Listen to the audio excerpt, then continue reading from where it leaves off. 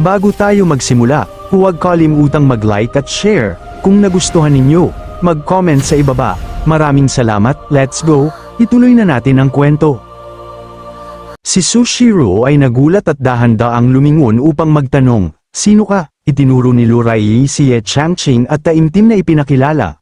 "Shiro, ito si Ginoong Yi na pumunta rito kasama ang ika-9 na prinsesa."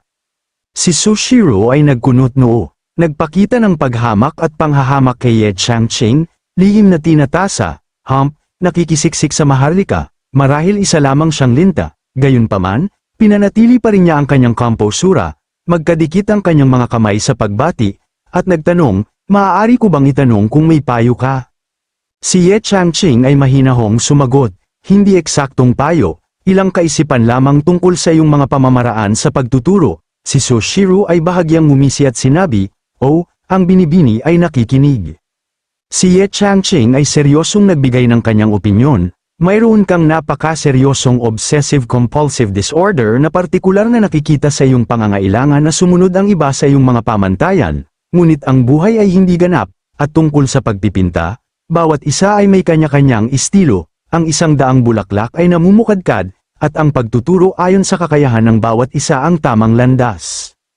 Hindi pinansin ni Sushiro ang mga salita ni Ye Changqing, nakatayo na nakakrus ang kanyang mga braso sa isang mapanghamak ng ngiti, nagtatanong, "Pagtuturo ayon sa kakayahan, nagsasalita si Ginoong Yi ng basta-basta, ngunit ako ay nagtataka kung siya ay nakapagturo na ng isang pambihirang alagad."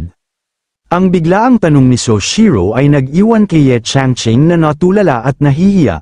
Naalala niya ang mga batang may sipon sa bayan ng Xiaoy at kinamot ang kanyang ulo ng awkward, tumugon, tila wala talaga. Hindi rin niya masabi na siya ay nakapagturo ng isang bungkus ng mga walang pag-asa na bata sa pribadong paaralan na lahat ay tumakbo upang maglinang ng mga immortal. Narinig ang kanyang nag-aalalang sagot, si Sushiro ay lalong naging kumpiyansa at matalas na nagtanong, "Kung gayon, anong kwalifikasyon ang mayroon ka upang punahin ang aking mga pamamaraan sa pagtuturo?" Si Ye Changqing ay hinimas ang kanyang baba ng may pag-iisip at sinabi, "May punto si Binibining Su." Ngunit hindi niya maaaring hayaang ipagpatuloy ni Sushiro ang paglalapat ng maling mga pamamaraan sa pagtuturo, kaya nagmungkahi siya. "Paano kung ganito?" Itinuro niya ang mga alagad at dahan-daang nagpatuloy, "Ikaw at ako ay bawat isa ay pipili ng isang alagad dito at tuturuan silang lumikha ng isang pagpipinta, pagkatapos ay hayaan ng iba rito na suriin ang kalidad. Paano kung ganoon?" Narinig si Ye Changqing na nagmumungkahi na humiram ng alagad para sa isang kompetisyon. Si Sushiro ay tinakpan ng kanyang bibig at tumawa ng malakas, "Haha." Pagkatapos ay lumingon siya upang ituro siya ng may panunuya at nagtanong, "Nagbibiro ka ba?" Ipinatong ni Sushiro ang kanyang mga kamay sa kanyang balakang at sinuri, "Ang mga alagad na ito ay lahat itinuro ko. Sa tingin mo ba ay medyo malayo ang isipin na ang aking alagad ay makikipagkumpetensya laban sa akin?" Si Ye Changqing ay iniling ang kanyang daliri, ibinaba ang kanyang mga mata, at mahinahong sumagot, Hindi ko pipiliin ang iyong alagad." Tumingin si Sushiro kay Ye Changqing nang may pag-aalinlangan at nagtanong, "Kung gayon, sino ang pipiliin mo?" Biglang hinawakan ni Ye Changqing ang mga balikat ni Yan Bingxian at masayang sinabi, "Pipiliin ko si Binibining Yan." Ang ika-9 na prinsesa ay nakatitig sa kanya nang may pagkalito. Ang kanyang ekspresyon ay awkward, "Ako." Muli na namang tinakpan ni Sushiro ang kanyang bibig at humajakjek, pinaalalahanan siya, "Ginoong Yi, hindi ko iginagalang ang ika-9 na prinsesa. Sa pagkakaalam ko, wala siyang talento sa pagpipinta. Gusto mo ba talagang piliin siya?" Ang 4 na salita, "walang talento talaga," mula sa bibig ni Sushiro ay tumama kay Yan Bingxian na parang isang dumudugong palaso sa ulo, na nag-iwan sa kanya ng labis na nasaktan. Ngunit si Ye Changqing ay may kumpiyansang nagpatibay, "Hindi ako sang-ayon, si Binibining Yan, sa kanyang katalinuhan at biyaya, ay tiyak na makakagawa ng isang gawa na hahangaan ng iba." Ang mga salita ni Ye Changqing, na parang malinaw na tubig, ay nagpabago sa nalanta at sugatang kaluluwa ng ika-9 na prinsesa, na naging dahilan upang siya ay mamula sa pagkamangha at tahimik na magalak. "Hindi ko inaasahan na ako ay pahalagahan ni Ginoong Yi sa ganitong paraan." Nadama ni Yan Bingxian ang kapangyarihan, hindi na walang katiyakan tungkol sa kanyang sarili. Mabilis niyang inalis ang palaso ng sakit na inilagay ni Sushiro sa kanyang ulo, dinurog ito ng malakas, at may kumpiyansang pinaalalahanan ang kanyang sarili, tiyak na hindi ko siya bibiguin. Nakita ang kumpiyansang ekspresyon ni Ye Changqing at ang pananabik ni Yan Bingxian, si Su Shiru ay nagalit, lihim na nanunuya. Talagang hindi nila alam ang taas ng langit at lalim ng lupa. Bigla siyang lumingon at sumigaw, "Sino si Huanhua?" Ang tinawag na alagad ay napabulala sa gulat, tumayong tuwid. "Opo, alagad." Itinaas ni Su Shiru ang isang daliri upang ipahiwatig ang oras, isang oras ng insenso, pagkatapos ay nagpatuloy ng may pagmamalaki. Ang huling resulta ay matutukoy pagkatapos ng isang oras ng insenso. Si Ye Changqing ay masayang pumayag kaagad, "Sige."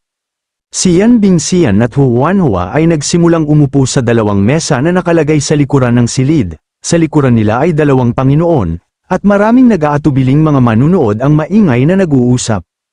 Inilapit ni Yan Bingxian ang kanyang mukha kay Ye Changqing at mahinang hiniling, "Ginoong Yi, hindi pa ako nakapagpinta noon. Maaari mo ba akong turuan ng ilang pamamaraan?" Si Ye Changqing ay lumakad, kinuha ang brush, gumuhit ng ilang pangunahing paghampas sa papel, at marahang ipinaliwanag ang pamamaraan. Kailangan lamang tandaan ang 5 estilo, Ping, Yuan, Lu, Zhong, Ben.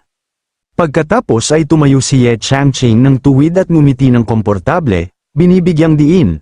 Ngunit sa pagpipinta, ang mahalaga ay ang panloob na sarili.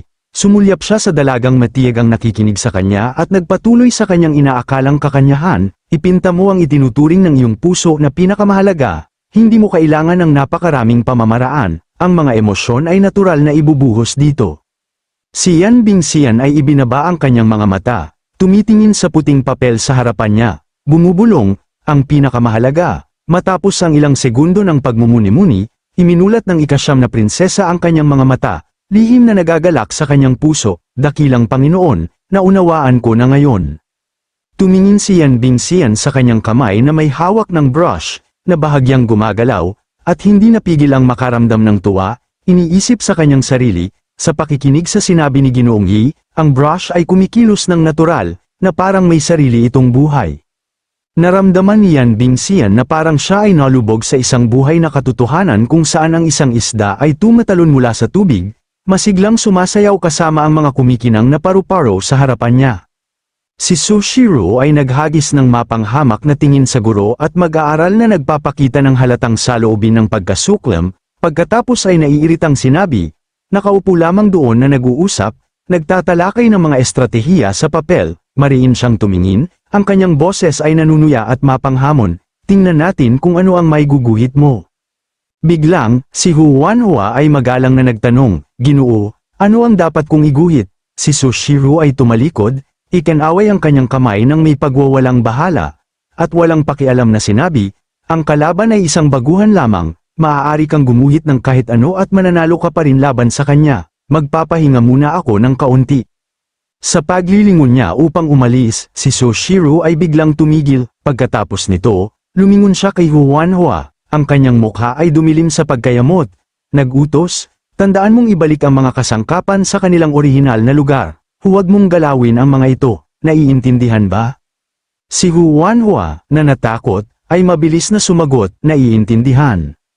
Makalipas ang isang oras, ang itinakdang oras ay lumipas na at ang pagpipinta ay tumigil na rin. Si Lu Raiyi ay nakatayo sa gitna ng malaking bulwagan, nag-anunsyo, "Pareho ninyong natapos ang inyong mga pagpipinta, kaya hayaan ninyong suriin sila ng lahat dito." Iniunat ni Lu Raiyi ang kanyang mga kamay sa magkabilang panig, masayang nagtanong, "Aling pagpipinta ang nais ninyong makita muna?" Itinuro ni Ye Changqing si Su Shiru ng paanyaya, "Mga binibini, tingnan muna natin ang pambihirang alagad ni Binibining Su." Ngumisi siya, inaakalang walang muwang, "Batay sa aking mga taon ng karanasan sa panunood ng pelikula, ang una ay tiyak na matatalo, kaya dapat nating makita ang pangalawa." Si Su Shiru ay ngumiti ng matagumpay, mayabang na sinasabi, "Sige, hayaan mong talunin ka sa isang nakakumbinsi na paraan." Pagkatapos ay ibinaling niya ang kanyang tingin sa kanyang alagad, tinawag, "Huanhua." Itinuro niya ang kanyang pambihirang alagad at malakas na nag-utos, "Ipakita mo sa kanila ang iyong ipininta." Ang alagad ay kinakabahang sumagot, "Opo." Si Huanhua ay humakbang sa mesa, kinuha ang kanyang sariling larawan, sa harap ng mga saksi mula sa likuran, ibinaling niya ang pagpipinta sa lahat at mahinang ipinaliwanag, ang aking ipininta ay ang emperador ng ating Dayan Kingdom.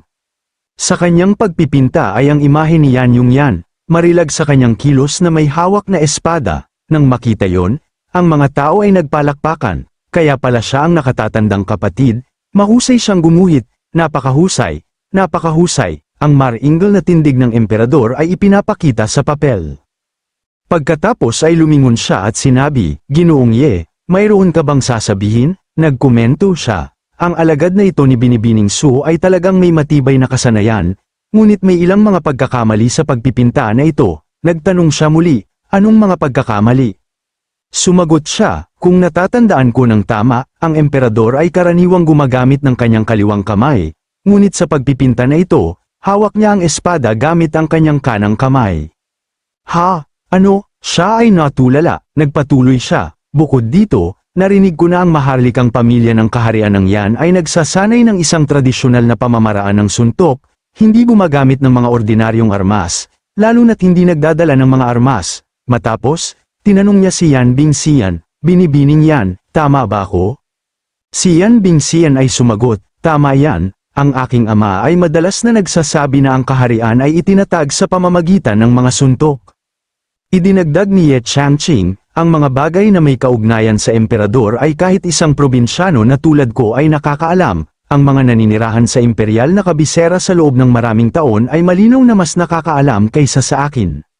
Si Sushiro ay hindi nakasagot, lumingon at pinagalitan ang alagad, Sampain, bakit mo ito maling iginuhit? Ang alagad ay takot na sumagot, dahil iniutos ninyo sa amin na gamitin ang kanang kamay para sa mga karakter sa pagpipinta. Ang mga maharlikang tao ay dapat may hawak na armas upang magkaroon ng maringal na presensya. Ang mga hindi nakakatugon sa pangangailangang ito ay itinatapon sa sekta. Bamantong hininga si Ye Changqing at sinabi, Binibining Su, nakikita mo ba? Ang iyong pamimilit ay naging sanhi upang mawala ng mga alagad ang kanilang pinakapangunahing kakayahan sa pagmamasid at paghuhusga. Paano sila magiging mahuhusay na pintor ng ganito? Si Sushiro ay naiwang walang masabi. Nagpatuloy si Ye Changqing, Binibining Yan, ipakita mo sa lahat ang iyong pagpipinta. Si Yan Bingxian ay kumuha ng pagpipinta at sinabi, ang pagpipinta na ito ay tungkol kay Ginoong Ye. Si Ye Changqing ay nakaramdam ng hiya at ikinaway ang kanyang kamay, sinasabing, talaga, hiniling kong ipinta mo ang pinakamahalagang bagay sa iyong puso, bakit ako ang ipininta mo? Nakakailang ito. Ang lahat ay nakatitig sa pagpipinta ng may pagkamangha. Ano ang pagpipinta na ito? Si Ye Changqing ay nagtaka rin, lumingon upang tumingin. Anong nangyayari? Naku, ano ito? Ang tatlong superhero brothers. Oh, bakit may bahagi ko rito? Paano ito, Ginoong Ye? Sinunod ko ang iyong pamamaraan, hindi ba't hindi naman masama? Si Ye Changqing ay naiwang walang masabi, hawak ang kanyang mukha at sinasabi, ang ganitong uri ng sining ay medyo advanced para sa panahong ito.